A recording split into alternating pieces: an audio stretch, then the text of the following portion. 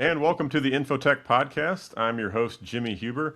And if you'll remember the InfoTech podcast, we discussed the intersection of business and technology.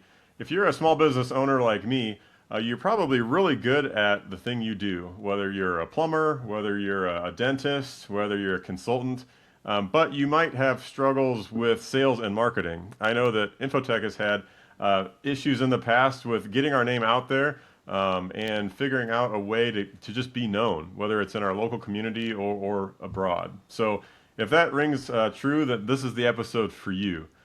My guest today is the founder and CEO of Ditans Group. He's got over 15 years of experience helping businesses grow through AI, digital marketing, automation, and operational strategy. Eddie Yee, welcome to the podcast. Thank you for having me. Yeah, you bet. So Eddie and I were chatting here beforehand, and I wanted to give you an opportunity just to share a little bit about your background, Eddie. Um, People will see in the show notes if they look on your LinkedIn or your website that you're a PhD candidate. I see you've got a lot of things going, and you bring a wealth of knowledge to your field. So give us a little bit about your background and how you came to start Dighton's Group. Yeah, well, it is a long story, but I'll try to make it short. So, right after my undergrad, I started my entry level position as a case manager at a preventive care facility, and I was psychology major, and there's there's limitation as far as what I can do with that degree, right? So I started as a case manager, and I quickly learned that I have to get masters to do, just advance my career, right? And I was very lucky, and when I went, I got accepted to a master's program, and I got hired as an executive director for a very similar preventive care facility, really skipping like 5 to 6 different steps, and I got through my master's program, but it was a night school and online classes, but during daytime, I was serving as a executive director for that preventive care facility. But it was a mom and pop shop. It was making about 4 to 5 million a year, and it was funded by the state government. And one thing I learned is that although my role was executive director, as grandiose as that may sound, if there was a rain pouring, I was the first one up there and just looking at if there's a leaking onto the roof, and if there's, something happened with the facility. Like, I was the first one that people would call, right, for whatever issues and whatever problems they have. And I could deal with any problems out there. I hated doing one thing. Could you guess what that would be?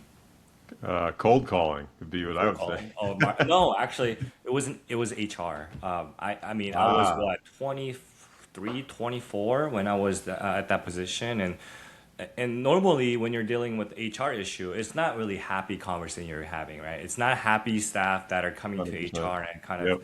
yeah, and because not only I was doing the clinical work, I was doing operations, and part of the operations is HR. So I was dealing with a lot of employee relation issues, benefit issues, staff issues overall, and of course with the compliance and labor laws and California has the most strict labor law in the nation. Oh, So sure. Yeah, yeah. and I hated doing HR because I didn't know what I should be saying and how I should put things, and there was healthcare. There's always turnover, literally like every week. So my very first company back in 2000, 17, 18, I started this company called Healthcare Staffing Solutions, and just targeting about 400 different similar facilities in the state of California. And in 2019, COVID hit, and I was in the space of healthcare doing staffing, recruiting. And do you see where I'm going with this? There's Yeah. Yeah. a A lot lot of of good staff signs. needs, literally like probably globally, right? Hmm. And this company was awarded by federal government about $270 million just to do COVID testing and swabbing and doing lab testings and all that. Oh, And wow. they had no operations to back it up. So they were calling staffing companies left and right, and I was one of them. I'm in Los Angeles, and they called me and asking, "Hey, I need 4,000 people tomorrow." I'm like, "Okay, let's." um, 4,000? Yeah. So they Oh ended up my word. hiring about 6,000 people because we're talking about LA Unified School District, which is it's the second biggest school Oh, it's district in the huge. Yeah. nation. It's aside Yeah. from Yeah. New York. And the reason why they needed 4,000, 5,000 people is because they were testing about 500,000 people on a regular basis, faculty members, staff members, the students, because they had to guarantee some kind of a protection around the people who are in a congregate settings, right? Sure. Sure. So this company has written a proposal to the government and they were awarded. But the funny thing is they had no there's no operations to back that up. They were just That's wild. they were given the money and they were just trying to buy out all these companies near them, right? And again, they called me and they're asking if I wanted to sell my company. I said no. But what ended up happening is I served them as a vendor, and I got some seed money out of that, obviously, and I didn't want to rely on COVID related projects anymore. So because I knew it was gonna end sometime, Yeah. and That's I started, wise. Sure. yeah, and I started running marketing campaigns here and there, B2B marketing campaigns, and a couple of them stuck. So I said, well, why can't other businesses do what I'm doing right now? And so I kept running different A/B testing, and different marketing strategies, and I saw the pattern. So I basically made a company out of it, and that's what we're here for, Ditans Group, and it literally means empowerment in Latin. So we're empowering these businesses because we're B2B, to serve the customers that you guys are serving. So, and then because I'm in the digital marketing space, there's now with all these AI and automation tools, we have to find a way to not be replaceable. Because if there's somebody who's doing the same type of work but just could do it at a cheaper cost or more effectively, you're replaceable, right? So we're now building different proprietary apps and web services so that we're not just doing a fulfillment anymore. We're actually there's something unique about us that is not replaceable. So I have 4 companies, but 3 of them, which I talked about, it's a digital marketing company that will bring the revenue, that will encourage the sales and help you with the revenue increase. And then if there's a lot of workload, you probably need a human capital to fulfill those job orders or work orders.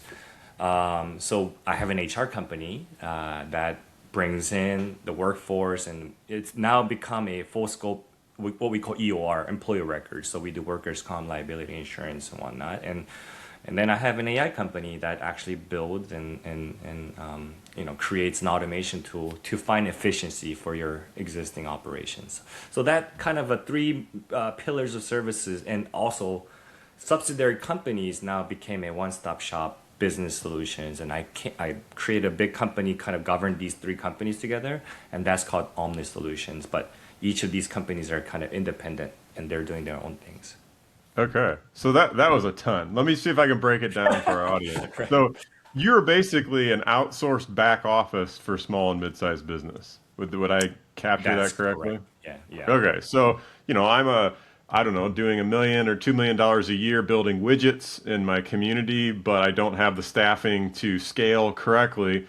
I can reach out to Eddie and Dighton's group, and you can augment my sales and marketing. You can augment my staffing, and basically instantly allow me to focus on growing the business and doing what the business does, and you handle everything behind the scenes. Is that right? Right. So there's a technical term for this, and it's called MSO. It's a management service organization, because Sure. you're good at what you do, right?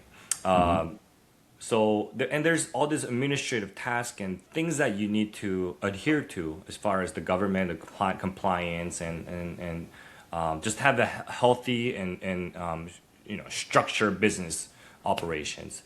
But a lot of times they skip steps, or they bend the rules, right? And they get in Sure. trouble, or they are not finding efficiencies, or they're not, so we're basically creating a platform again, so make sure that you're not putting tons of resources on just one business activity, right? Yeah. And yeah. So I guess put this into context. Like my wife has a dental practice, and she's not doing any marketing. She has no employees under her EIN number. They're all my employees. She has, she's outsourcing billing process, medical billing process, right? So everything is kind of handled her so that she can actually become the doctors that she studied for. Hopefully that makes Yeah. sense. Yeah. Yeah, that's very cool. So your wife is the poster child of your business model. So she literally she's her lone employee and that's it. Everything else is outsourced, but to the customers, they don't know that, so they're getting a good service and she Right. can then focus on, yeah, being a good dentist. I That's mean, right. that sounds fantastic. What kind of what's your target market? Is it blue collar? Is it services that are, like consultants, that kind of thing? Is it anybody under a certain price point? Who would be the best, type of business to work with you guys? So, small businesses, specifically local businesses, we have expertise in just because I am a service provider. And I was solo entrepreneur and doing everything. And, we're designed to serve companies that are optimized, but looking to scale and looking to grow. And they, instead of hiring in-house staff member right off the bat, they can sort of outsource it to us, and we can help them to kind of scale progressively. Sure. So tell me a little bit about your processes then. So say I'm, a prospect. Hey, InfoTech is everything's pretty much in-house.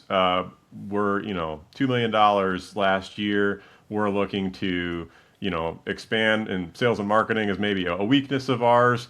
We don't have any staffing needs maybe right now, but we've got some bits and pieces.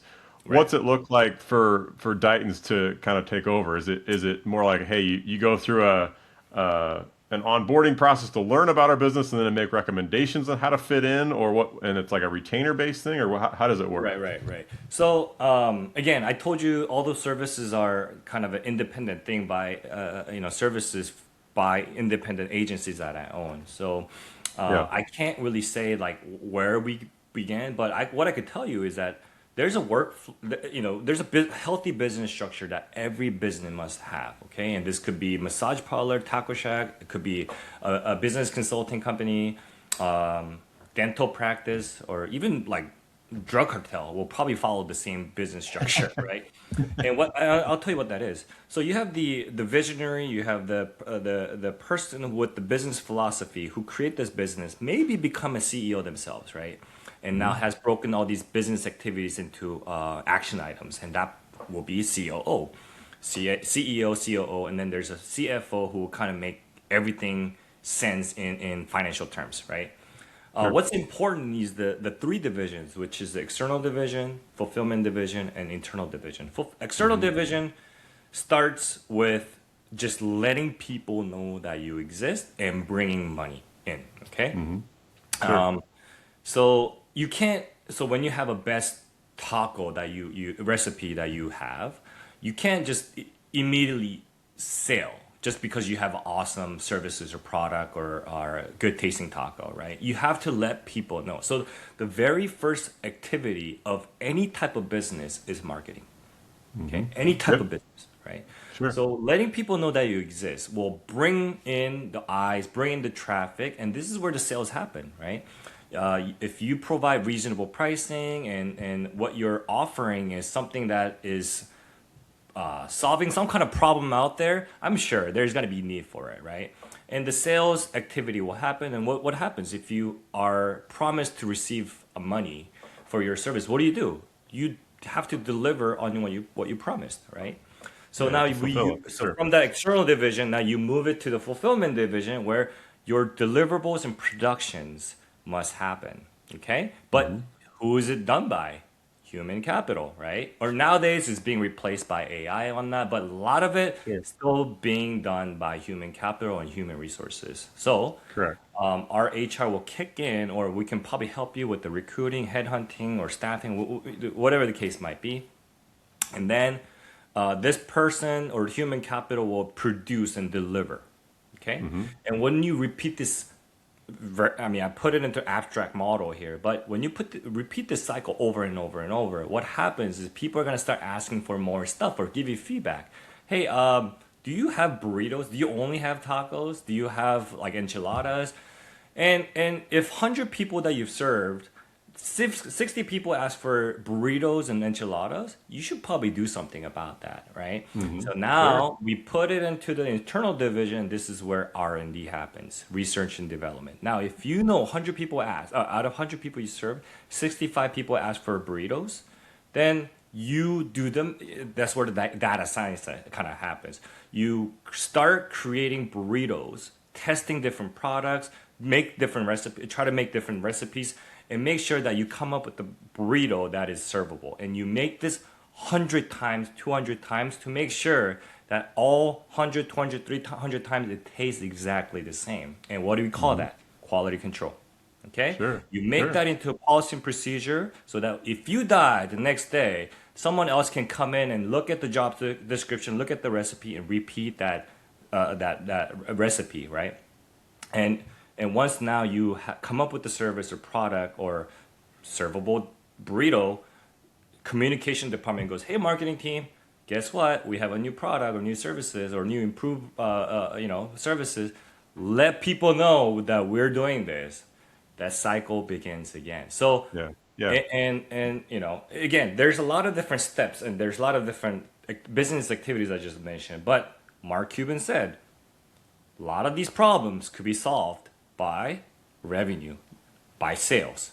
All right. If you have an HR issue, I think he'd probably say you can throw money at it and it will solve the problem.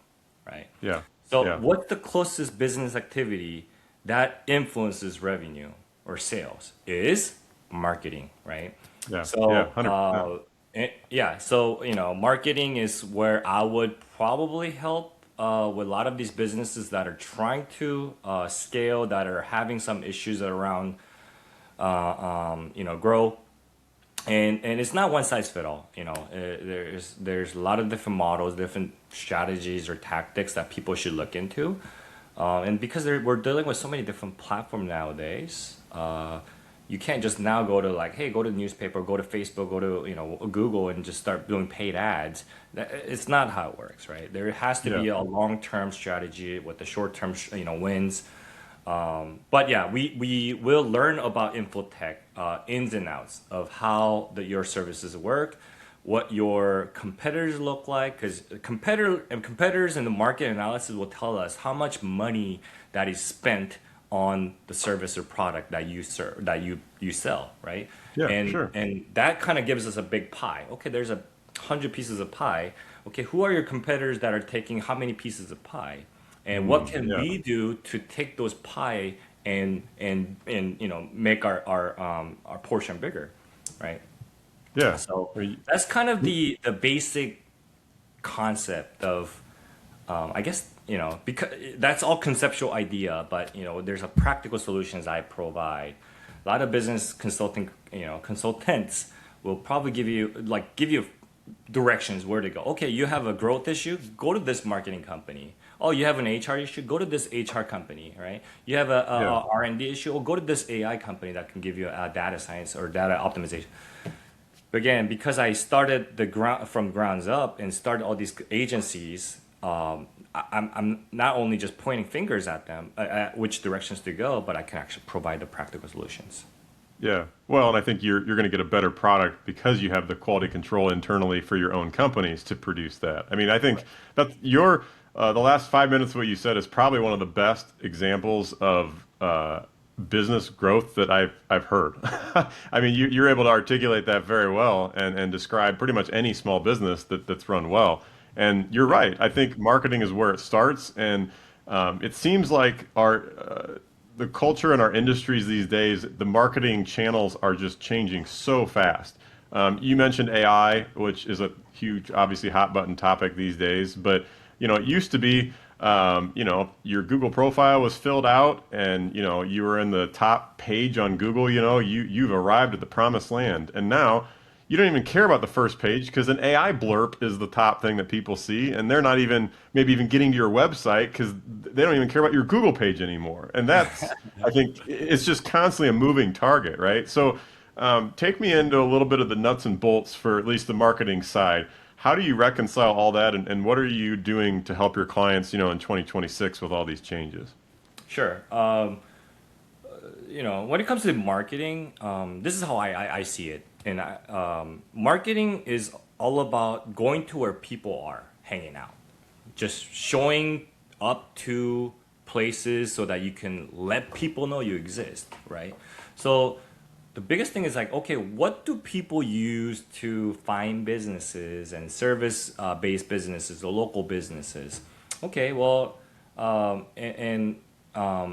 I try to reflect this, to what I do as a consumer. So my consumer behavior, if I want to get a new haircut, which I did a couple days ago, is that I will probably go to Google and look for a hair salon near me or haircuts near me or something like that. Okay, that's the traditional search, right? And whoever, again, you mentioned earlier, whoever is on the local 3-pack, which those listeners, you can probably do this right now, is you type in hair shops near me and Google will optimize the search for you in Google Maps and give you 3 locations that is organically placed because they have a high digital traffic. Okay, and anything beyond local 3-pack, the 4th place, 5th place, 6th place, you have to click on more places to actually see them. Sure. People will never click. Yeah, we've all seen that. Yeah. That People should will be never familiar. click on that. So what I Yeah. just described to you is SEO, search engine optimization. But Yep. but nowadays, people go to ChatGPT, Perplexity, Claude, you name it out there. There's so many different AI engines now. They go to these engines and start asking questions. Recommend me, who is the best hair salon near me or something like that, right? So Google knows this, and people were just exiting out of Google because they were so bombarded with this paid ads and SEO companies, and they're not getting a genuine results.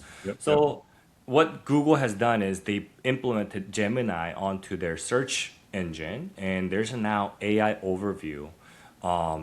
And those, and again, you can probably do this right now, is if you ask Google in a question form, it will trigger an AI overview. All right, and I'm sure there's sometimes that triggers an AI overview, sometimes doesn't. Well, there's about 25 different rules that Google follows. I'm sure there's more now, but if you actually ask into question, it will answer with an AI. And when AI overview populates, the consumer behavior says that their click-through rate on the whatever is below that AI overview, their click-through rate significantly drops because all the research and everything I must know about what I'm trying to look for is already done by AI. And with the reference points, with the citation, now knowing this and knowing what triggers AI overview on Google, now people are coming back to Google to use this because there's an AI powered search now.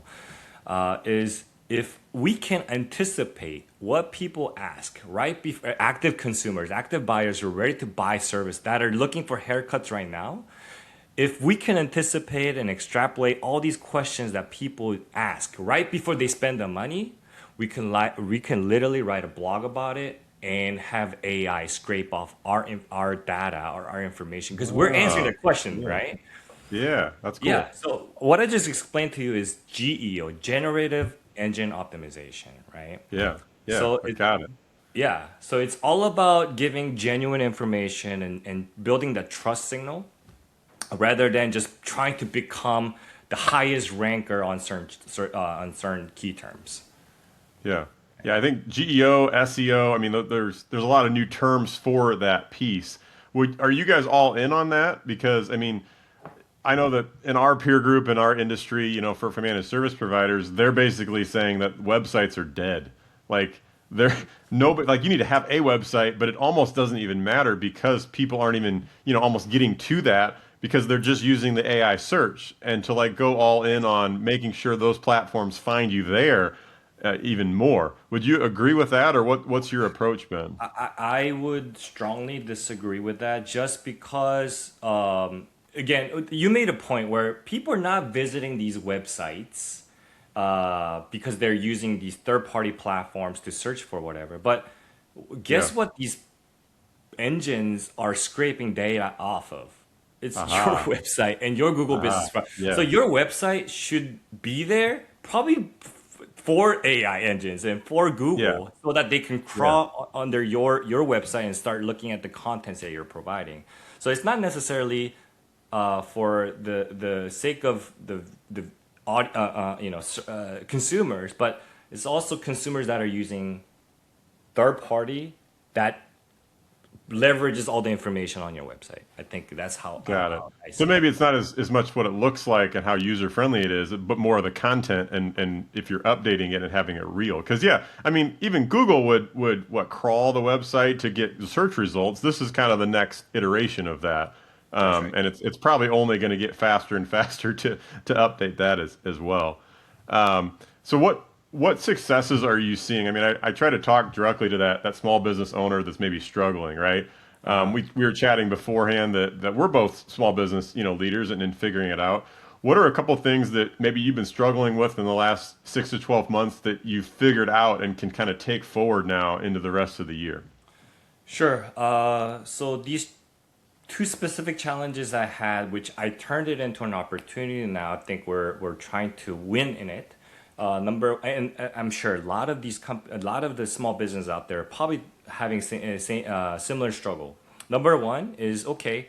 So if I want to be indexed by Google or if I want to be referenced by AI, what do I do? How do I extrapolate and how do I anticipate what these questions are going to be? Um, One thing, and this is probably the easiest marketing, is that collecting review has never been more important, right? And like even restaurant owners, they hate the review platforms like Yelp and like BBB or Trustpilot because they could never get consumers to say this whatever they want them to say, right? It's always been either really angry customer like shitting on these businesses for poor services or products, or there's gonna be really happy people that are only leaving like a very portion of small portion of reviews. Sure. But Yeah. these are middle group that are never leaving proper reviews, but everything. So let me put this in the context of the consumers and the providers is that whatever people say on the review gets indexed by Google, and the next person asking for the same type of solutions or providers, and what AI is doing is scraping all these trust signals, including reviews, and kind of showing it to the next consumer who's looking for the same type of services, Oh, right? I got you. And, Sure. and why this is important and what needs to be done and what we've done to overcome that challenge is that when a dentist asks for a review, they will say, "Oh, great doctor, great clinic," and then give you 5 star. But that does not give you, a quality review on how well this doctor done for root canals or thermal extractions or veneers, right? You want to get indexed on those keywords. So what do we do is when John Doe receives a cosmetic veneer services from this dental practice, we will, because we know exactly what John Doe came in for and who he's been served by, our AI, as this person walks out, will write the review as a template and deliver it to their phone. And if that person clicks on that link, and it kind of has a pre-written review that tries Oh, to that's match cool. their experience, right? And all they have to do is look at the review and say, yeah, this actually reflects my experience. They can add or subtract or modify however they want, but they can copy and literally paste it to whatever review platforms are out there, right? And Yeah. what You're this does is removing the barrier to entry. Yeah.